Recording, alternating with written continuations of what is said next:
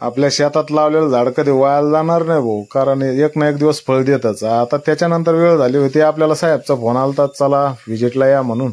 आपण निघालो व्हिजिटला. बच्चे कंपनी भेटली वाटत, आणि काय मोसंबीच्या प्लॉटमध्ये गेल्या गेल्या पहिलंच फळ सापडलं, ते म्हणजे डासच. आता याच्यामध्ये भरपूर गवत असल्यामुळे डास सुद्धा लागलेला होता, आणि त्याच्यामध्ये गवतातून जायचं कसं. शिवनाथ भाऊला आवाज दिला, शिवनाथ भाऊ आले येळा घेऊन. घामाने गर्द झाले होते, ऊनच तसं पडतंय त्यांना तरी काय म्हणू. त्याच्यानंतर त्याने एक येलो होता झाडावरती, तो काढला आणि सीताफळावरती व्हिजिट मारायची होती. सीताफळावरती ते म्हणे मिलीबगचा थोडासा असर दिसायला लागला आपल्याला, परंतु याच्यावरती नेमकं औषध कोणचे घ्यावं त्यासाठी एकदा चक्कर मारून जावं.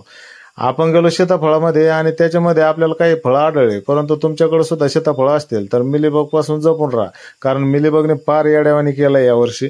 मोसंबी बागेला पण आणि सीताफळ बागेला पण. आता त्याने दाखवलं फळं केवढं लिखित म्हणून. फळं तर साईज चांगली आहे फळाची, पण थोडासा मिलीबगचा अटॅक होता, त्याच्यामुळं थोडंसं त्याच्यावरच उपचार करणं गरजेचं आहे.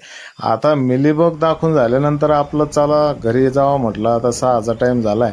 त्याच्यानंतर घरी निघालो, पण इथं जाता जाता म्हशी पण पाहण्याचा आनंद घेत होता.